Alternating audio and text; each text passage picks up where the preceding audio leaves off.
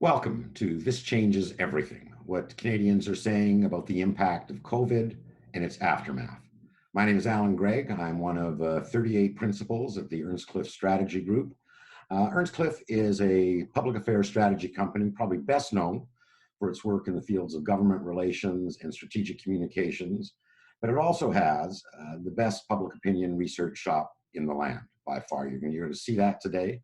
We're introducing a nationwide study that we just got out of the field. And our panelists include Doug Anderson, who is the youngest of what have been referred to as the fabulous Anderson brothers. He is also the head of our public opinion research practice in the Ottawa office. Stephanie Constable is our subject matter expert in qualitative research, also happens to be the vice chair of the elected board of the Earnscliffe Partnership. Chris Ball, a strategic communications specialist from the Toronto office, also a veteran of many campaigns at the municipal, federal, and provincial level. At the end of this webinar, we'll have a little quiz and you have to kind of guess which party he has supported. And we have a special guest, a very special guest. Susan Delacourt is not only the absolute top of the parliamentary gallery press chain as the national columnist for the largest daily in the country, the Toronto Star. She's also the author of Shopping for Votes, an analysis and history of polling in Canada. So she knows more than anyone else we could ever get on this panel, and we feel very grateful for her presence in company today. So without any further ado, let me just first introduce, the format is going to be a little bit different than we've had in the past. It's not going to be just all talk for an hour. We've got 4 little modules that we've set up where we'll present some data in its very kind of cursory form, and then we'll have a discussion of each. So let's just first give you the briefest background on the study that we have done. This is a nationwide study that we have conducted from an online panel that we used with our partners, Leger Marketing. Sample size just a little under 2,000 that we've oversampled in a number of regions in order so that we can have regional subsamples that are sufficiently large that we can talk about regional differences with a high level of confidence. Those oversamplings have been weighed back to proportional to the general population, so the nationwide numbers that we are showing you are representative of the Canadian population at large. With that brief background, we're going to start with Steph. Steph, why don't you give us a sense of how people are reacting to the pandemic right now?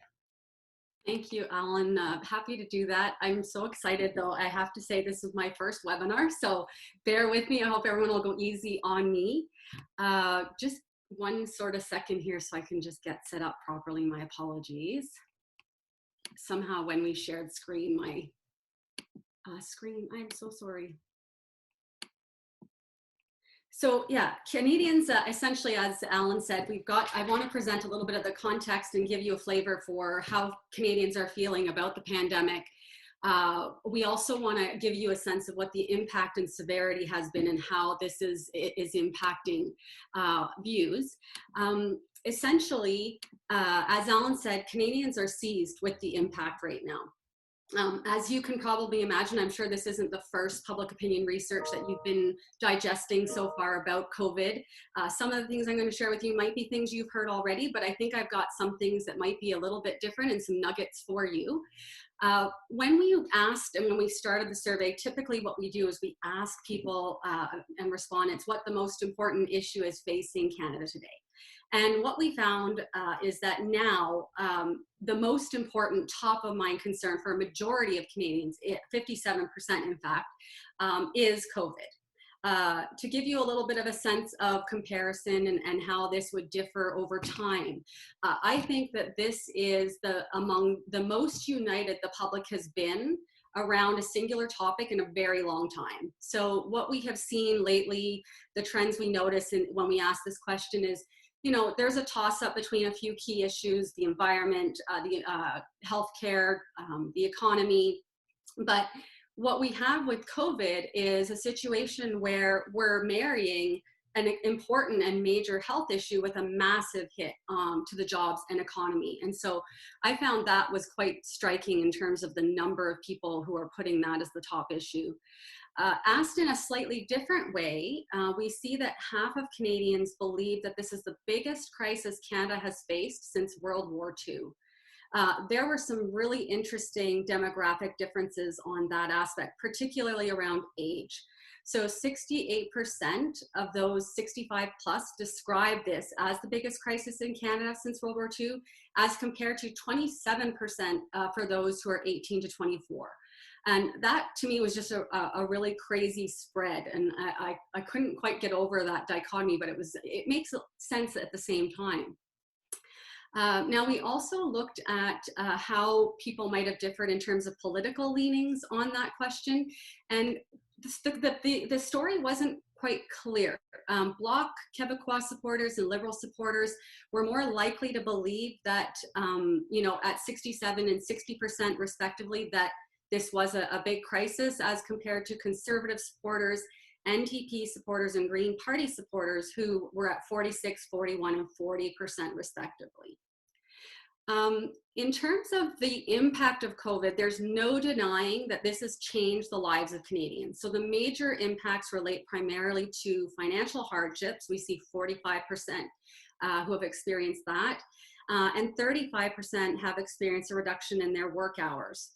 Now, the other thing that we did is we combined a couple of variables in terms of the major impact that people are feeling both personally and financially. And a quarter of Canadians indicated that they are suffering a major impact on both of those dimensions at the same time, which is a significant proportion of our population. But despite those findings and that sense, what was really interesting to me is that Canadians are in no real hurry to reopen the economy. So as you can see here, by a ratio of almost 3 to 1, Canadians are more concerned about the economy opening too early, with 49%, than they are about it opening too late, with 17%. And interestingly, in terms of demographic differences on this point, there weren't many. People were, that trend existed across most of the major demos.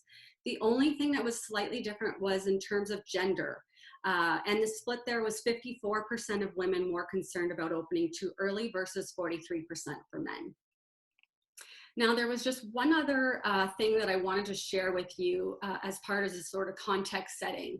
And I think it presented what we did. We put sort of on these surveys a number of attitudinal statements, and we're trying to gauge respondents in terms of whether they agree or disagree, and just get a sense of how strongly they feel on that type of a question. And so we found a really interesting dichotomy here in terms of a majority, 58%, who just want everything to go back to the way it was, and an even larger percent see this crisis as an opportunity to make some major changes to Canadian society at 72%. And for me, that really encapsulated sort of the uncertainty and I think the conflicting feelings that Canadians are experiencing right now. I feel in some aspects, this is a bit of a defining moment, people taking stock and reevaluating their priorities. And I thought that this really showed that very well. I know that's sort of a quick synopsis, but I think it's a good time to leave it there in terms of the context, and Alan, open it up for conversation. Thanks, Stephanie. I want to start with you, Susan. I mean, against that background, how would you rate the federal government's approach to the crisis to this point? Do they have the right tone and cadence? I mean, are they in sync with public sentiment, do you think? I found, first of all, thank you very much for having me here today, and thanks for everybody who showed up to watch. I feel really honored to be able to see these numbers out front. What leaps out to me in all of this is that, normally politics is this blend of trying to meet the public's wants and the public's needs, right? And balancing those two. We're in a world right now where politicians only have to respond to people's needs, right? And, there's lists and lists of needs here. We're not really talking about wants at the moment. We just focused on needs.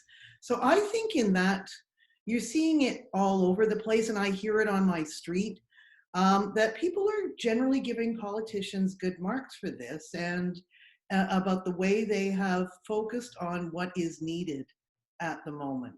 And they know what the public doesn't want, which is partisanship and shots at each other, and not a whole lot of, I detect this in what we write as well, and seeing what readers pick up on, they're not really interested in all the stories of what we should have done or retrospective looks back. Hmm. I think there's, what I like about this poll too, is it is future looking, but I think that's what the public's in the mood for right now too. No kind of recrimination, no finger pointing. That isn't going to work in this environment. No, no. Chris, when you look at these findings, do you say to yourself, there's stuff that the government should be doing or saying that they're not saying right now? Or have they got the full narrative pretty much complete? Well, I think it's pretty clear that Canadians still don't feel like we're ready yet when it comes to kind of reopening the economy. I mean, that came out pretty clearly in the findings.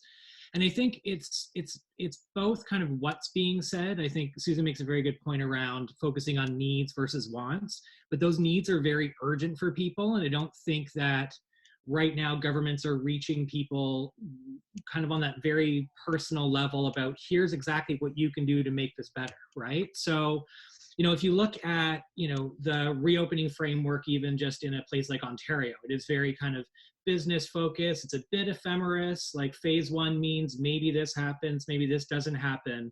By contrast, if you look at somewhere like New Zealand, who's been sort of the textbook communicator when it comes to this crisis, they early set forward a framework that was like a really sharp and easy to understand framework for people. So we're in phase 3. That means I can do these 3 things or I can't do these 2 things. And they're also using tools to do a lot more direct to voter communication that I think a lot of our leaders here need to kind of think about. We're right now kind of focusing around the daily press briefing as the one sort of one and done communication tool, maybe a couple of Facebook ads here and there. But again, from the New Zealand context, when you look at it, you've got the Prime Minister dressed like you, sitting in front of a camera, answering your questions about why can't I see my mom in the long-term care home. That helps dispel it helps to kind of dispel a lot of the myth and rumor and the anxiety when you've got your leader speaking directly to you rather than through the filter bubble. So less necessarily maybe on what they're saying, but how they're saying it to drive the message home.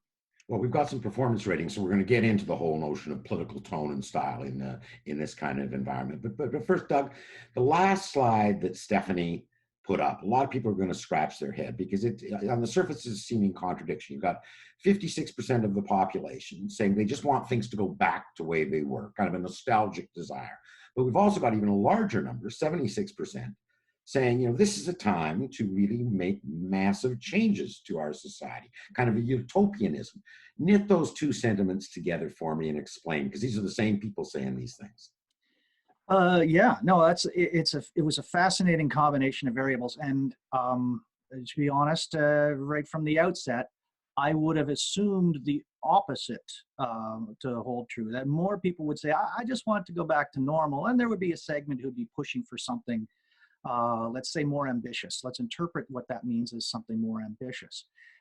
But instead, the people who are saying this is an opportunity for making societal change in Canada eclipsed the people wanting it to just return to normal. And there's a tremendous degree of overlap between those two, for sure. But what we found is that there's this 30% segment, which is it's a pretty sizable segment of the population, who are actually not agreeing that things should go back to the way they were, and are agreeing that they'd like to see this as an opportunity for making societal change. Well, that 30% is not holding both views at the same time. They are very much of the kind of reformist perspective right now. That's right. They agreed with that one and not the other. Segment of the population to be driving reform at this juncture, right? For sure. And, there are some specific profile skews that are worth noting. Regionally, in fact, I'm going to ask Stephanie about that, because she talked about the top line impact that people were expressing, how this is affecting them financially in terms of work reduction and what have you. There's differences within the population, though, aren't there? I mean, get into that in a little bit more detail for me and talk about how different parts of the population are being affected in different ways. Yeah, I mean, I guess I don't want to understate the fact that there's a certain level of misery that we're all sharing right now. And the data demonstrates that there's not really any pocket of society that's impervious to it. So As I mentioned earlier, when we were looking at that one quarter who are feeling the impact both personally and financially, there are some differences that were quite interesting. There's a higher incidence of residents of Ontario, Alberta, and BC in terms of region. But then several of the most vulnerable segments of society have a higher incidence of this degree of impact. And a lot of them are actually correlated together. So we've got younger Canadians, we've got those with lower household incomes, self-employed, unemployed, and students. And we've got immigrants and visible minorities. And then there's also a higher incidence among women than men. And the interesting thing was that pattern also exists when we were looking at the data in terms of whether one's hours of work had been reduced, or that they lost their job due to COVID, or even that they accessed some of the new government benefits that were designed to help people with the impacts of COVID. Now, Susan, that's very interesting, because that suggests that the virus is not only not an equal opportunity infector, it's not an equal opportunity impactor. That different people are impacted in very different ways. And again, one size is not going to fit all, given that difference in the impact. What does that tell you about what the government has to do as it reopens the economy? Well, I'm sitting with some of the top public opinion experts in the world, so I'm gonna volunteer my 2 cents on what I make of that difference. I actually think that the holding of the two views is, when you're inward looking, you want things to return to the way they are, for yourself, but you also want society to get better, right? I think that you can hold those two views, and I think that's the government's tricky part right now, right? That who are the people who are seeing this as a chance to press reset on their own lives and make them better, and who wants their lives to just go back to the way they were, right? The different ways in which this government is going to have to, whatever the new normal is, a lot of people don't want the old normal, and some do, right? So this is going to be, political parties, as you know better than most, Alan, are very good at micro-targeting, become very, very good at micro-targeting over the years, and figuring out what the needs of segments of the population are. This recovery exercise is going to be that on steroids, I think. It's very more complicated and nuanced this time, though, and especially in Canada. I mean, we know from the stuff that we've seen in the United States is that partisanship is a big variable in predicting how people feel about the pandemic. Here you've got kind of a hodgepodge. Stephanie said that liberals and Bloc voters tend to be more focused, think this is more serious, but it's not just conservatives, NDP and Green on the other side. So we'll have to figure out how that all plays out. But we got 3 researchers on this panel, so we want more data. We always want more data. We've always talked right from the start, there's going to be heroes and there are going to be villains emerging out of this, because the public is paying attention, as Stephanie has said. 57%. This is the top of mind concern. Doug, talk to us about that. Walk us through some numbers. Okay. Well, we covered so many different things in the course of this study, and really proud of the breadth of knowledge that it contributes. There have been a lot of great studies published by all kinds of researchers, and I'm grateful for that as well. But I think we've really got a few things here that we're contributing to it. And one of them is this analysis on what we've called the heroes and the villains, but it's really the most heroic and the next most heroic for the most part. And we took a number of figures or types of workers or what have you, who've had a role or would have been assumed to have a role in how COVID has played out in Canada, and asked people how well they thought each was performing. And it might not come as a surprise to anybody, given the tremendous amount of appreciation for frontline workers globally, that Canada feels no differently. The numbers that we've got here are the proportions who are describing these people as doing an excellent job. They could have said excellent, good, fair, poor, terrible. This is top box on that kind of scale. And we see, when it comes to frontline nurses and orderlies, doctors, Vast majority picking excellent, and virtually all of the rest are saying good. It's not like there's a whole lot of criticism of their performance here. First responders also really high up there. We've done a lot of citizen satisfaction surveys over the years, and first responders always come up among the highest rated performers in any, particularly in municipal surveys of service delivery. But this is, if anything, a boost in terms of their the sense of performance and undoubtedly recognition of some of the sacrifice that they're making. Politically, we're seeing something that's fascinating. As many of you probably know, certainly everybody on the panel, it's very hard to get a consensus of opinion around how political figures are performing. But we asked about the performance of the Prime Minister and premiers in provinces where our sample size was adequate to do this. And what we find is in every province, in every jurisdiction, there's a majority saying they're doing at least a good, if not excellent job in terms of how they're handling this. Some notables there, Ontario Premier Doug Ford at 83%. It's, this is not a number that you would have expected to see as a performance rating for Premier Ford if we rewound the clock a year ago, let's say. So there's definitely there's a moment going on here for a lot of people. Certainly the healthcare providers, the political figures, and in lockstep, as you can see here, there's some variance from province to province, but in lockstep are the evaluations of provincial health officers, public health officials, also getting strong majority saying they're doing a good job in every jurisdiction. It's not to say that's the case for everyone that we tested. And if you, I'm reluctant to call all these villains, but the proportions describing somebody, or some actors doing a poor or terrible job, they're higher among three groups, but just so striking in terms of Canadians' opinions of how the US government has been handling COVID, with 71% describing that performance as poor or terrible.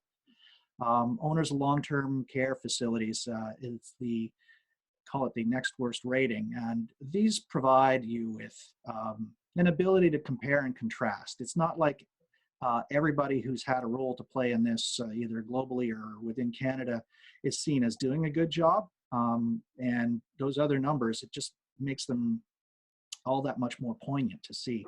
Also, the World Health Organization, there's a segment of 19% who are describing their performance as poor or terrible.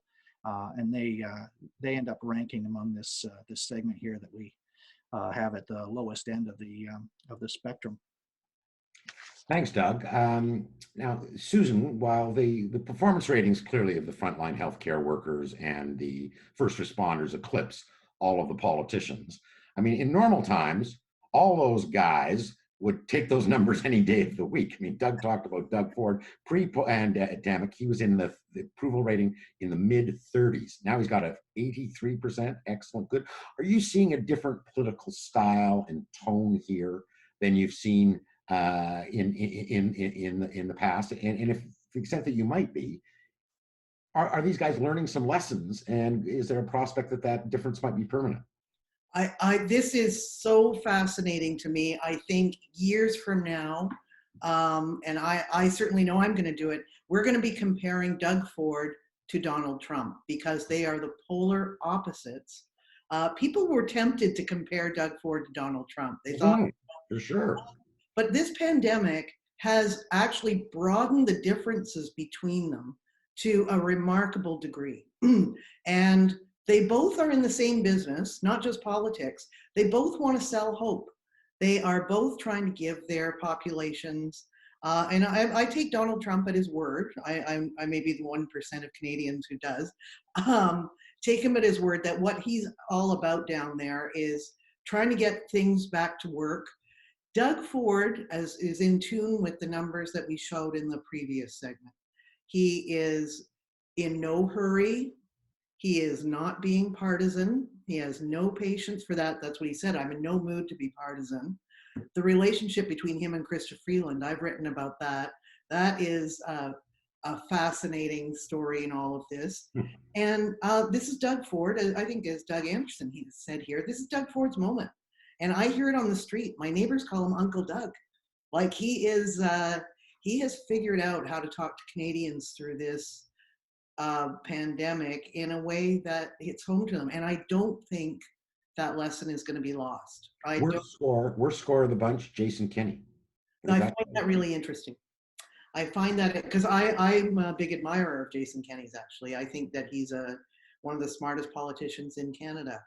And it may just tell you the cranky mood of Albertans right now. That is a province that is hurting a lot. And it would be a miracle if Albertans were happy with anybody at the moment. If there's a shining moment, a pivot moment for anyone, it is those frontline healthcare workers, Chris. I mean, do you see this as a pivot moment also in terms of the leverage that the labor movement would have, and especially healthcare workers, in terms of negotiating for better working conditions, negotiating for higher wages, and giving them some kind of leverage over government and business that they haven't had in the past? I mean, I think my short answer is I hope so.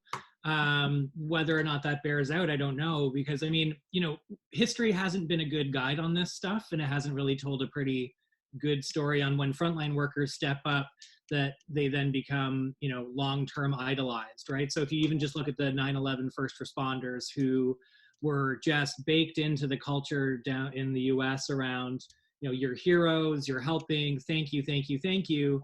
But then it took until 2019 for them to get health benefits by being, embarrassed by Jon Stewart, right? So, I think we also have to kind of be clear on that definition of frontline as well, of who we're talking about here. I mean, there are, different definitions of frontline. You've got your medical staff and doctors, you get your nurses and PSWs. One category is pretty well paid. The other one, very low paid. One is publicly paid. One is mostly privately paid. So, there is a huge swath that we've seen now of underpaid, unseen workers that are critical to making our country work. But we're also seeing the pendulum start to swing in certain quarters as we start to think about, the economy, right? That idea of austerity is starting to creep in a little bit in some news outlets and otherwhere. So, the labor movement, I think, is up for that fight. But they're also going to need help. I mean, corporate Canada also needs to have a piece of this as well. So, what happens to the extra $2 that, Galen Weston gave to his workers on the front line during the pandemic? After the long-term care commission, not inquiry, happens in Ontario, what results come out of that? So there's a few other inputs rather than just having this sort of big celebratory cultural moment for frontline workers, to make sure that we bank that momentum and make sure that, real action can happen, because, change isn't just a word, it's actually like an action word. Like, people have to dig in and actually. There's no doubt the ground has shifted here. Yeah. That the strength and weaknesses of the different players at the table has been altered. Doug, we've done dozens and dozens of political studies over the course of our careers, and that we know a crisis always favors an incumbent, but often it doesn't last. What's your take here? I mean, are these solid ratings just a function of the fact that by supporting more popular healthcare workers, that the performance of the political leaders has been elevated, or is there something deeper and more lasting and permanent here? That's a really, really good question. And I struggle with wanting to give my hopeful answer and wanting to give my realistic answer.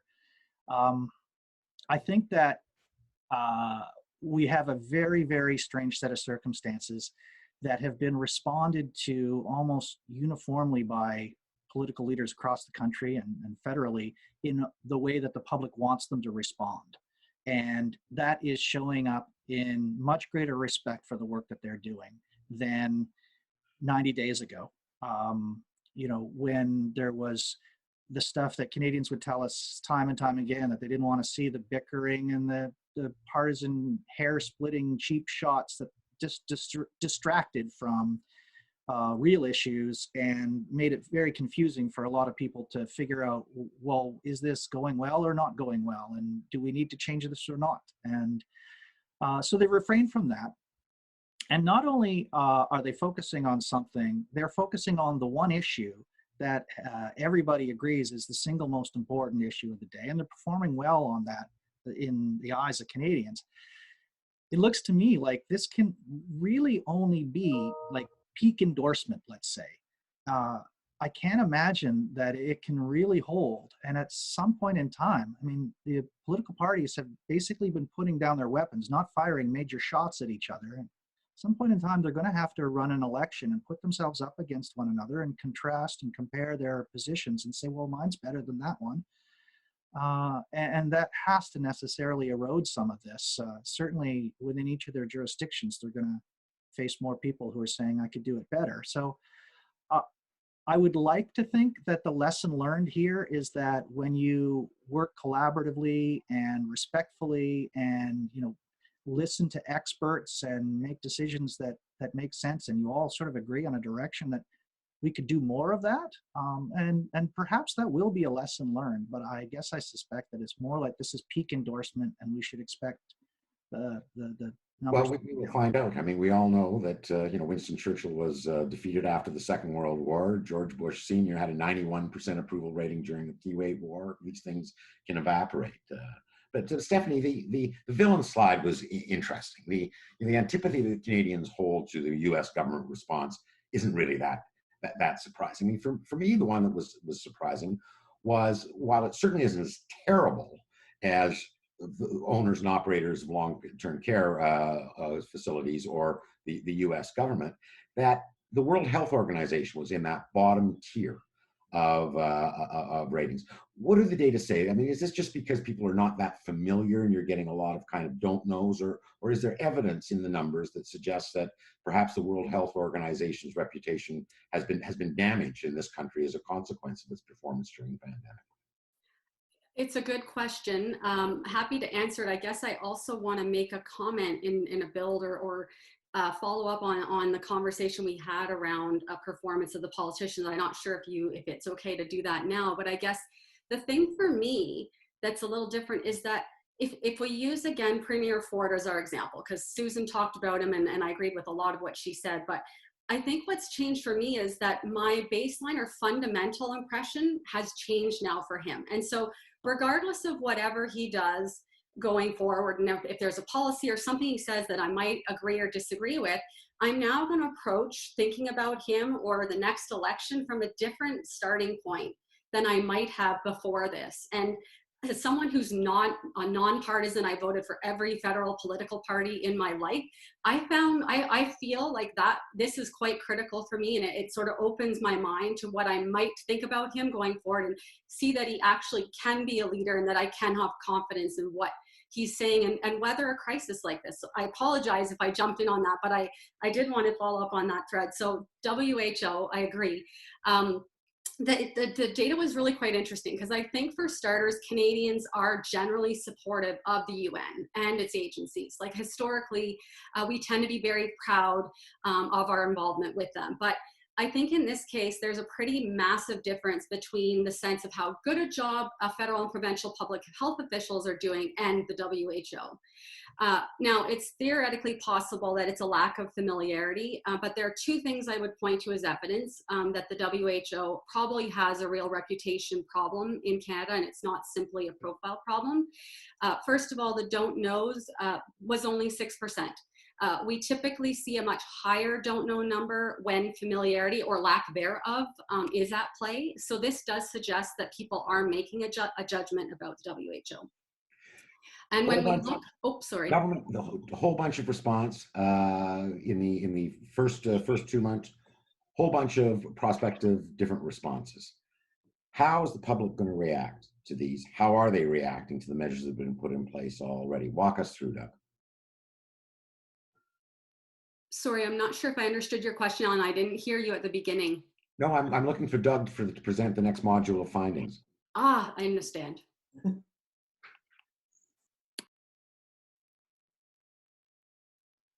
You're on mute, Doug. Yeah, well, that's because I was singing for that part, and I didn't think you wanted the musical. So, uh, one of the most fascinating parts of this, and difficult, to be honest, parts to study were how Canadians are going to feel about different measures. Certainly, we have some measures already in place. We have an abundance of measures. What we don't know is what the next phase looks like and holds out.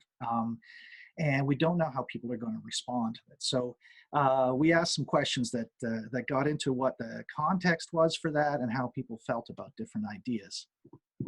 First of all, they are nowhere near the sentiment that some might say in other parts of the world, that this is overblown and governments have overreacted.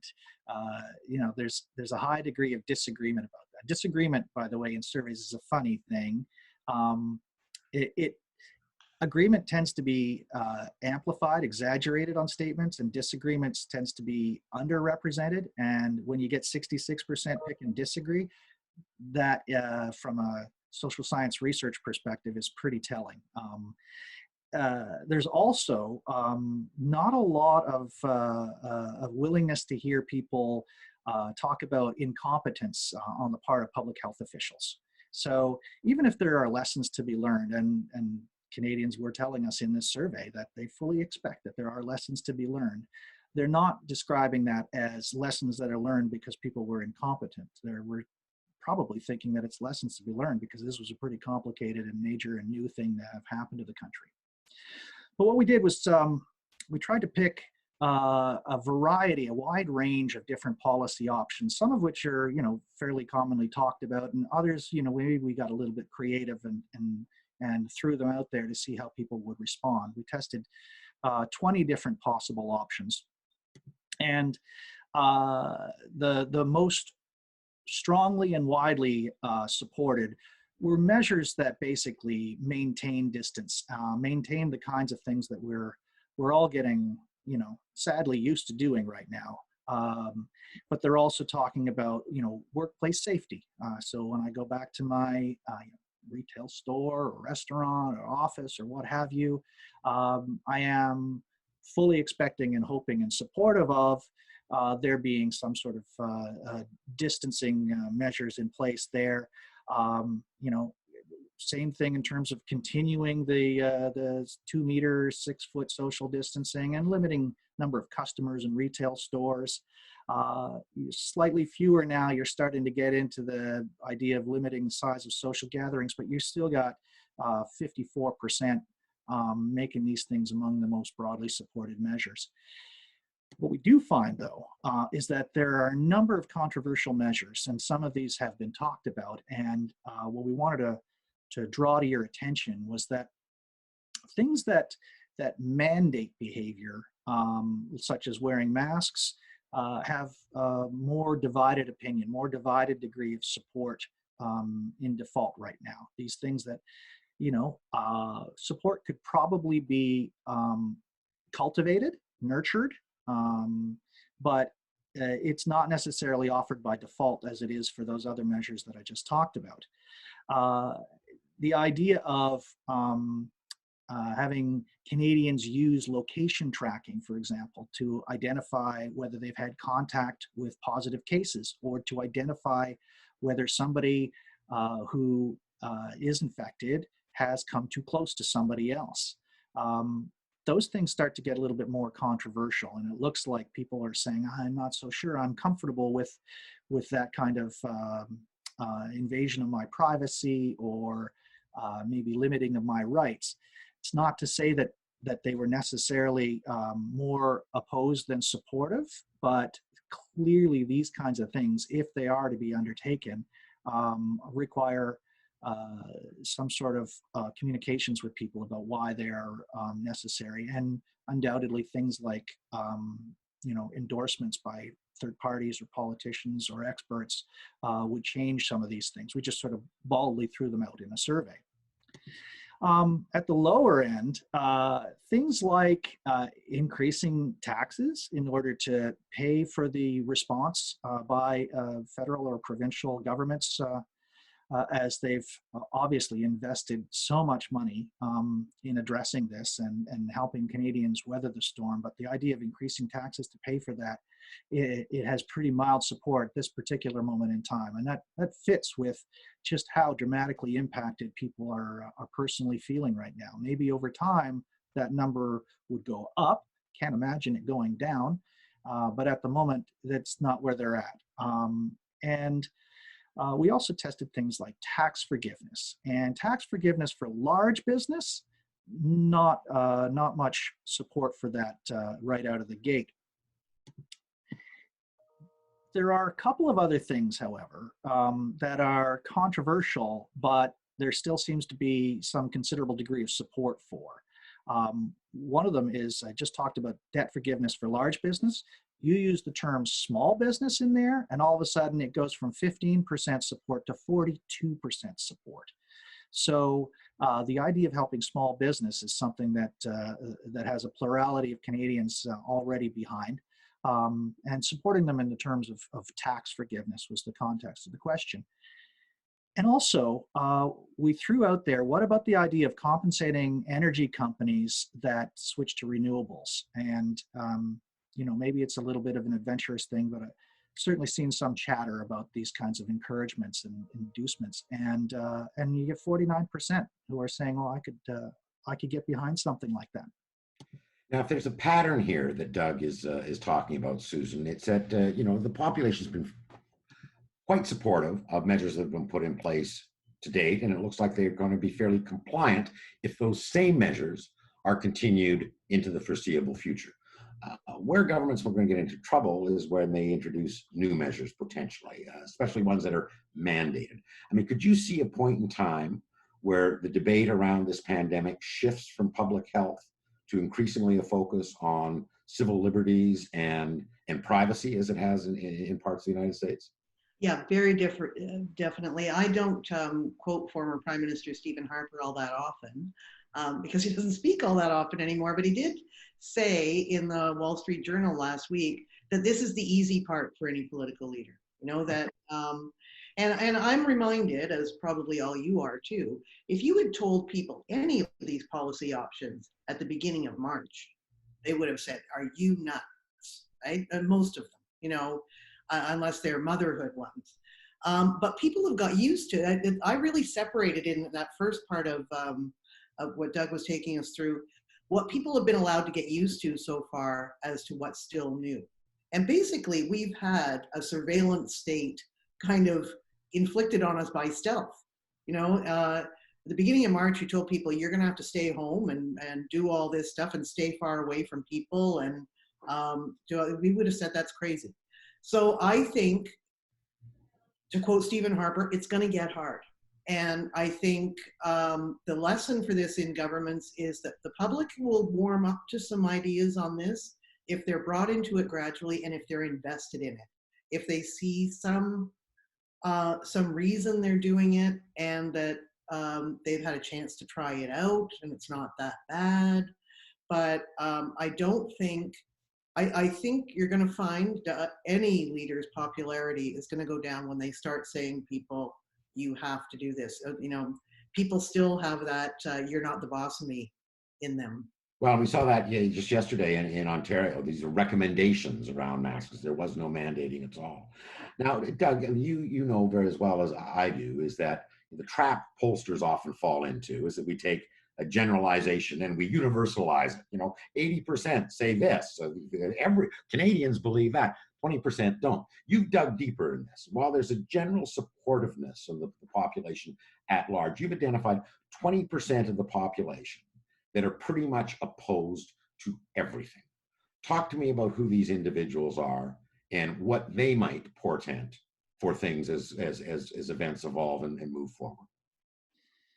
Yeah, that was a pretty interesting segmentation, and you know, one that we came about after we basically looked at the top line and went, oh my, isn't it amazing what degree of consensus there is for all kinds of things, and Canadians have really come together.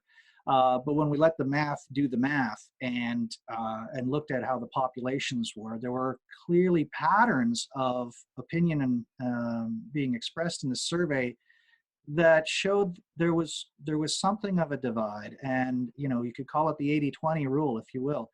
But that 20% that we discovered is really made up of two segments, one twice as large as the other, a 14% segment and a 7% segment.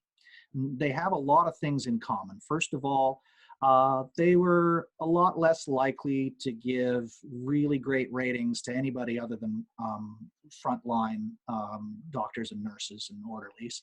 The larger of the two segments, they would give their provincial government and their premier pretty good ratings, but not federal government and not federal officials. So there's that distinction. And the other 7%, though, they were really quite negative. They wouldn't give very many people even good ratings, give a lot of critical ratings, and all of the policy options, that smaller segment, that sliver of 7% of the population, were much more likely to be opposed to any measure. Even some of these ones that we're used to now, as Susan said, they think the situation, they're more likely than others to think the situation has been overblown and reluctant to call it a crisis. What this all says to me is that that's a segment that exists out there in ways that we can sometimes forget or ignore, but will over time have the potential to have some political impact on dialogue. And Right. certainly their partisan bent is different from the others. And you're right, if there's 20%, that is not an insignificant political block of voters out there. I mean, Chris, our last section is we're going to talk about corporate communications, which is your area of specialty. But even in these data that we're seeing right now, that it's pretty clear that Canadians are of no particular mind to say, oh, the business community is terrific. Let them forego any debt that they might have incurred or taxation. I mean, do you see a different relationship evolving out of this pandemic between governments and businesses? So I think there's a couple of things there. There's a bit of a sequencing issue, right? So I think governments now are going to be a little bit wary to talk about large, big companies without also talking about Main Street and small business, as you remarked earlier, right? I think there's less of a stomach for the type of 2008 style bailouts that we saw, where Canadians are feeling, hey, thanks for the bailout, but we got nothing back. What you are seeing, though, is that business, both small and large, have responded in a lot of great ways by pivoting their business models and other things. But what I think you're going to see in some of the conversations with large companies is, we can't just be giving you support and see it do nothing. What we need to see from you is some degree of resilience, right? So I think Canadians have been frustrated with seeing how fragile a lot of our larger companies have been throughout this, and they just come and say, give me money now. So I think you're going to see a bit more of a dialogue around, okay, so what's your plan to pivot once the next inevitable shock happens? What's your plan to talk about, employee retention, the next shock that happens? Once you start kind of bringing those up the level of relevance within your organization, then maybe we'll have a bit more of a conversation on how we can help you, right? Because, go ahead. No, I was just going to say that's very, very interesting, because we're hearing out of Ottawa right now that the centre is having some real tough talk with the oil industry and the airline industry about additional support, and they're not of a mind just to kind of throw more money at them. The focus has always been at the worker, not the business. We're almost running out of time here. But Stephanie Fierce, before we get to the next module, I want to ask you, because Doug said we've asked us way more in the study than we're presenting here today. But of the list of different alternative policy initiatives that might come forward, one that we tested was the notion of having a basic guaranteed income. And it found surprisingly high levels of support. You noted earlier, in terms of who's being impacted most by this crisis, it's the most vulnerable. Do you see, and you've done a ton of social policy work over the course of your career, I mean, do you see also kind of coming out of this other end far more public support for initiatives aimed at the poorest and the most vulnerable in society? Yeah, I mean, like you, I found that finding so interesting. 55% supporting that option. It was kind of funny because, in full transparency, we threw it into the survey almost at the end. But when I marry it with this other sense that respondents had when we asked them an attitudinal statement, 68% said that COVID has made them more concerned about the more vulnerable. And so I think that, couple that with things like our, public healthcare system and these things that we have already in the works and that we're quite proud of in Canada. I think that it's another solution that people are quite open to right now. And in the context of, like I said, they're reevaluating what their priorities are. That really fits for me. The other thing that it fits with is in sort of building off of what Chris said. I think there's also a dimension in terms of that measure and what businesses can do and the pivot. And I guess I think about universal guaranteed income as almost the framework for how we automate business going forward, right? So the AI-driven economy, that is built on the premise that there is some sort of basic income guarantee that people can take advantage of. And so I wonder if that's maybe part of the pivot and where some of the larger corporations go in terms of automating AI and if we can make sure that people are good on the front of their income and then automate, and maybe people are more receptive to that right now given this reevaluation. So I just throw that out there as well as another dynamic. No, very interesting. Because also maybe part of that dichotomy we talked about right at the start, people wanting everything to get back to normal, but saying, now is an important time to make major societal changes, and that's a manifestation of that. Finish us up for us. We got a couple more slides because we've been inundated with the kind of communications, especially business communications, that we've really never heard before. I mean, Uber was running an ad saying, "Do not use our service." When have you ever seen that happen before? So we looked at what are Canadians looking to hear and what they have no appetite to hear. Take us through that, Stephanie. Yeah, and I recognize that we're running out of time, so I'll try to go quickly. What we found is that the crisis seems to have heightened public importance of corporate social responsibility. So 75% of Canadians say that a company's willingness to put aside their profit motive to work for the public good is more important to them now, as is whether a company is Canadian owned. So we see here 63% said that that's more important to them now. And then we asked, if a company or an organization is going to be advertising during COVID, how important to you are a variety of things that they might express?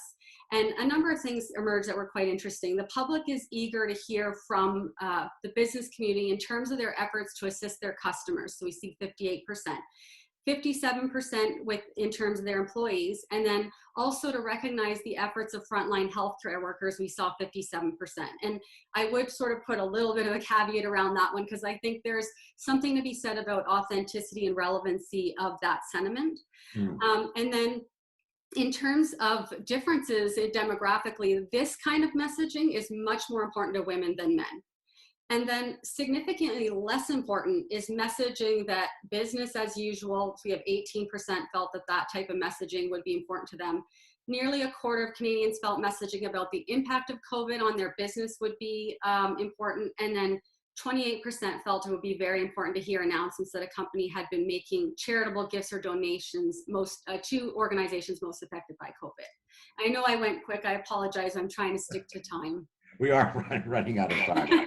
Thanks for that. What does this say to you, Chris? I mean, what are the implications of this research for kind of short and long-term brand communications?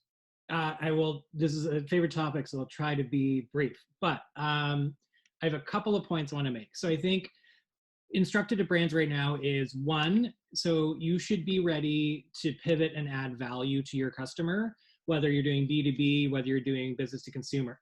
So I think we're all burnt out on knowing that, we're in this together in these unprecedented, strange, difficult / different times. And the companies that are really adding value to their customers right now, people who have been hit really hard economically. You've got parents sitting at home who are cross-pressured, trying to be teachers as well as parents, as well as, being on endless video calls. Companies need to understand that and help their customers navigate a really complicated environment. My favorite example right now is Walmart. Not usually my favorite example for many things, but favorite when it comes to their campaign where they're selling $1 box of chalk. But that chalk is a way to, they frame it as a way to write a message to frontline workers, or it's a break for mom who's tired of having to teach their kids algebra while also doing all these other things.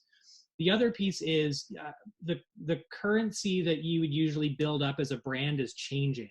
And what I mean by that is sort of the usual framework of what makes a brand valuable to somebody is a bit different now. We're making choices based on, how safe is it for me to go around the corner to my favorite chicken sandwich shop and pick up that sandwich, when I know that around this corner there's another guy who has an equally good sandwich, but I'm going to be feeling more safe and secure in how that happens. So also, how are you treating your employees? That came out quite a bit in the survey. Those have all been kind of back of house issues for so long that are now front of house issues. And most brands have been using sort of PR to manage those things, when really it's a part of your sort of front end brand currency. Same thing with communication to government. I talked a bit about around the fragility of large corporations, and our government's going to be wanting to work with folks who don't have a resiliency plan in place. And I think that message of resiliency is going to be very, very important back to government. So focusing on resilience, focusing on safety, focusing on employee welfare is going to be a bit more of a brand value proposition for folks than in the past. So resilience isn't just sort of a message, it's also an entire corporate strategy where your HR, your corporate comms, your C-suite all need to be aligned on it in order to really win and differentiate yourself. Which is very different than the past, where corporations, it was sufficient to say, look at how many jobs I create. Look at my contribution to the economy. Look at I'm giving money to charity. Those aren't at the top of the list right now. It's quite a difference. Now, we are running out of time, but I want to get to each of you. We call this, so this changes everything.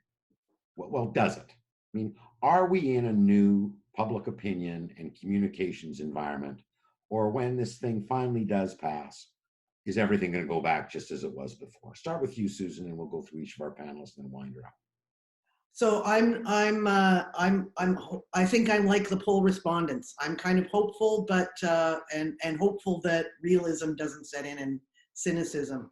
I think what I took from this whole thing, if I could just sort of summarize it, is in politics, as I said earlier, we distinguish needs and wants.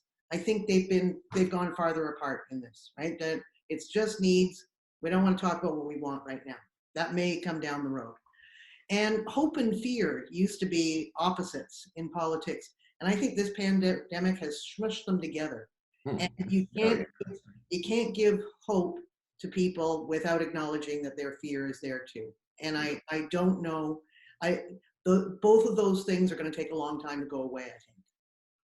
Doug, final thoughts? Anything these data, you look at that and went, wow, I've never seen that before. Oh, so much. And how could you not? We have never seen this before, like certainly not in my lifetime. No, I on the question of, does this change everything? I guess I am reluctant to say it changes everything, but I am absolutely confident it changes some things. At the most basic level, preventive measures for healthcare have long been touted as things that are wise investments, but really difficult political sells at some point. They end up being something that benefits some future decision maker, and maybe it never even gets recognized as being a realized benefit. And instead, what we're getting right now is a very difficult lesson about what happens when you maybe aren't investing as much in preventive measures. And we're pretty lucky that we have the pandemic preparedness plan that was created in response to SARS. And if we hadn't done that, we'd be, even miles behind where we're at. So I think that there are some public policy things that have changed, and almost certainly there are scars coming out of this that will change us societally in ways that we probably don't really realize right now. Stephanie, final thoughts? Yeah, I mean, I don't want to go into too much length because I really feel like what Susan and Doug have said encapsulate how I feel. I think that we definitely see in the data and just our own experiences that this has impacted us probably for a very long time. I think it changes the way we behave and interact together socially, and so even from I don't know that I can expand on it. I think I agree with the way they encapsulated it. We said we were going to end with a quiz where you all had to respond to the Q&A of which political party you think that Chris Ball supports. And Chris, you have the final word, and you can maybe give them a hint. Well, okay. So my whole thing about this is, again, change is an action word, right? And so, like my old boss and mentor used to say, one of his favorite quotes was, "Courage, my friends. It's never too late to build a better world." And that's a favorite quote by Tommy Douglas, brought by Jack Layton quite a bit. So I think, this is setting the table for some really interesting conversations and some really, really interesting, some level setting around expectations within society. But it is really all up to us, citizens, politicians, corporations, to help make that future happen, right? So it's not something that, hey, we've had this moment and everything's changed. Like, change is an action word, and we need to actually make it happen. So I've now unmasked myself. Some great talk, great talk. We've gone through a tremendous amount of work. So I want to thank, Doug, Stephanie, Chris Ball, and especially Susan Delacourt, all those who tuned in. We're recording this webinar. We will send you a link probably tomorrow.